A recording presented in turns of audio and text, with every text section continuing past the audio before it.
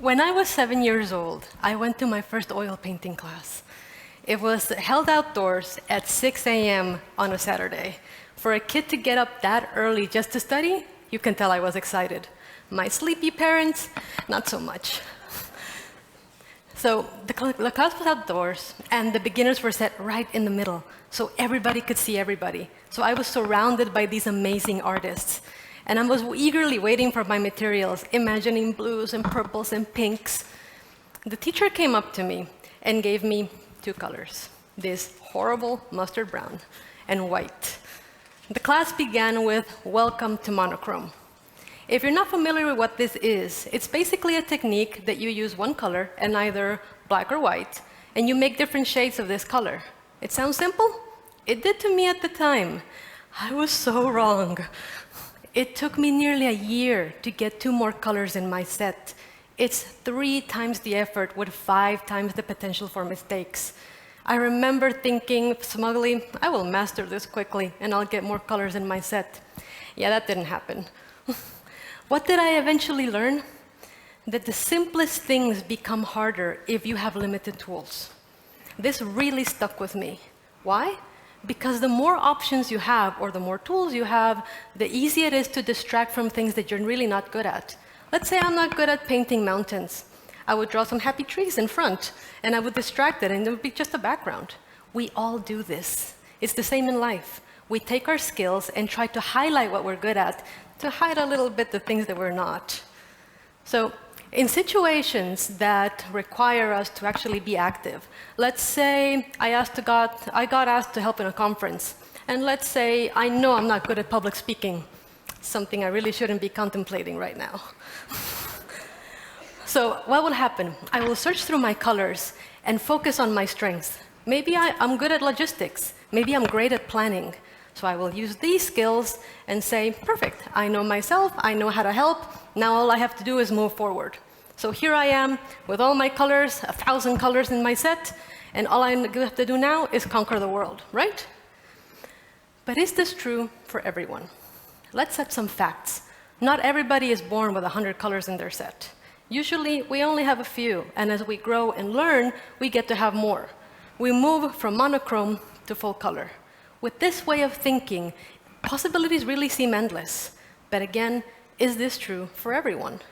Even though we sometimes go into different skill sets or sometimes into new situations, let's say a new job, moving to a foreign country, or a new relationship, even if many people go into these same experiences with the same set of skills, our environment will greatly determine on how we actually get to apply these skills and the results that we're going to get.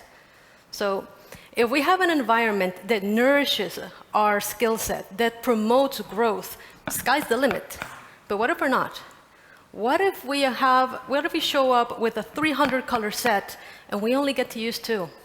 And to make things worse, what happens if these 2 are not our strongest? It seems unfair, right?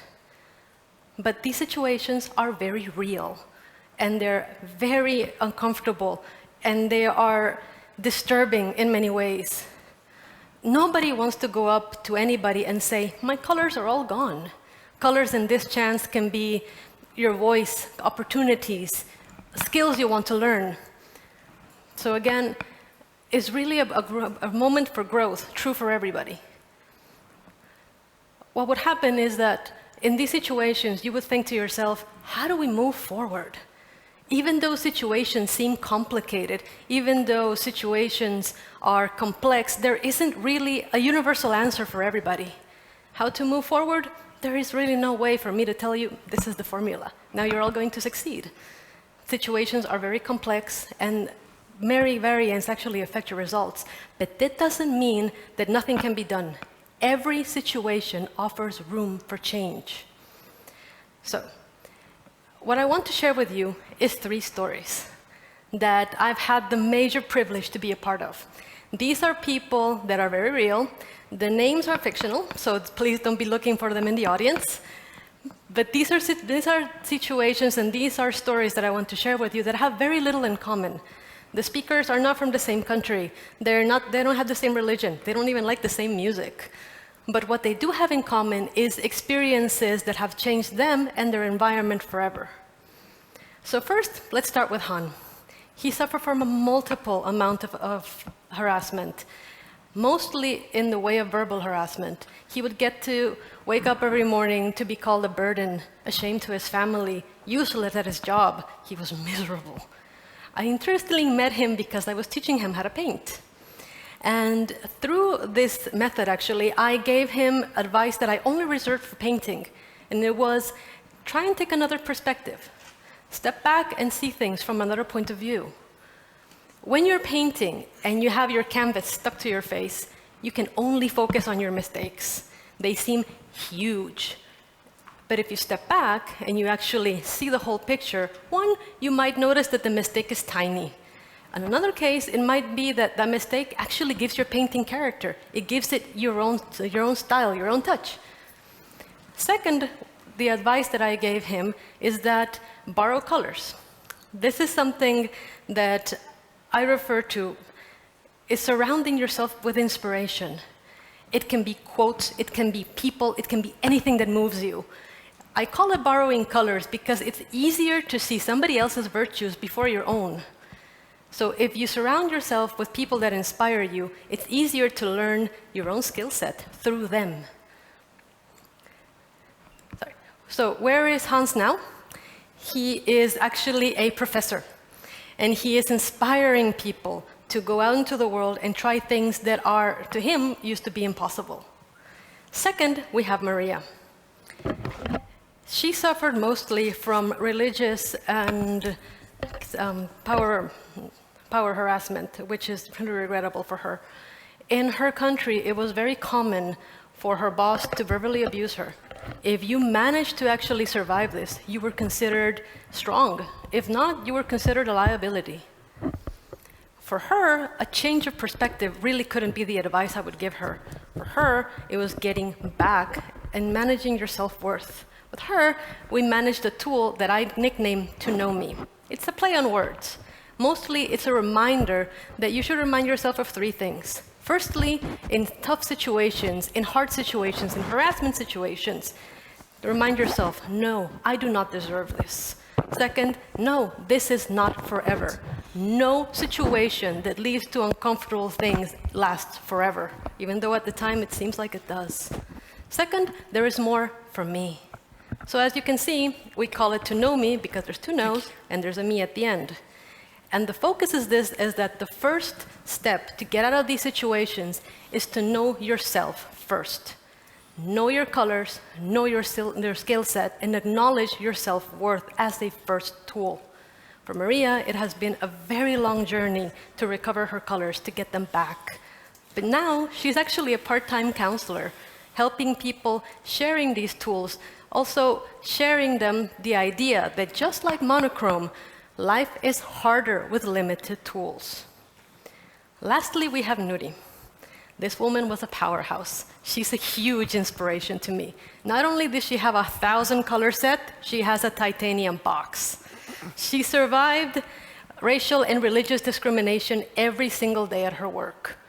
Amazingly, she never lost her spirit. She never lost her smile. She wanted to create change in her environment to improve it not for her, but for everybody surrounding her.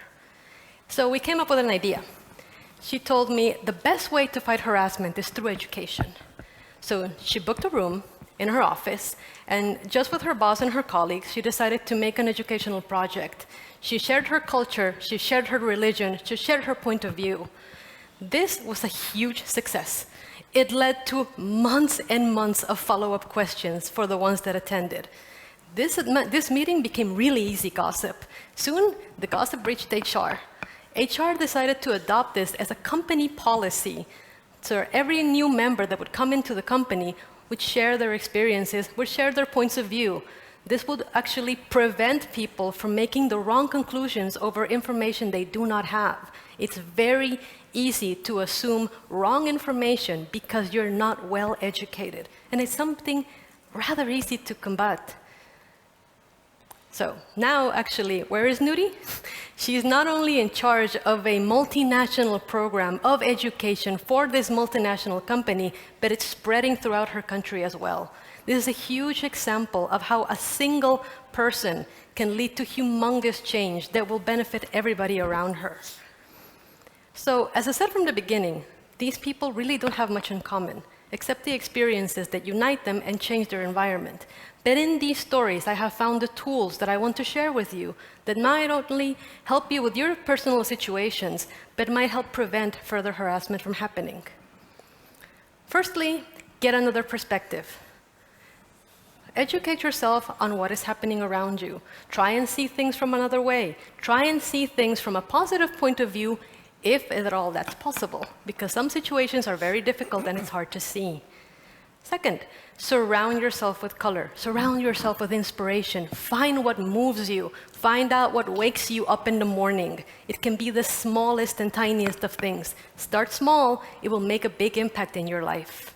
Third, get your colors back. Moving from difficult situations is very difficult. Getting your colors back after being in horrible situations, I know it's hard. You can be steadfast like Nuri and take charge of your own life. But if not, find people that will help you. Seek help, outreach. Try and inform yourself, not only of yourself, but try and convert this to others. Thirdly, share and educate others. What better way to overcome difficult situations by giving others all of the above, giving them a better perspective, giving them more colors to see. And lastly, grow while helping others grow. Just like any other community, the human species grows together, even though we are many times isolated, and technology isolates us every single time more. If you grow, if you share your experiences, share your colors, people will grow with you, and you will create new environments and new experiences that will benefit everybody. So, know your colors, number one. Acknowledge your self-worth. Get to know your skill set. Master your skill set. And then move out and share them. If you lose your colors, don't worry, you can get them back. If you can't get them back, make new ones, make new shades, find new experiences, find new ways of seeing things. And lastly, I would like to leave you with a quote. If you choose to paint your life today, what will it be? Remember, you are the artist, not the canvas. Thank you.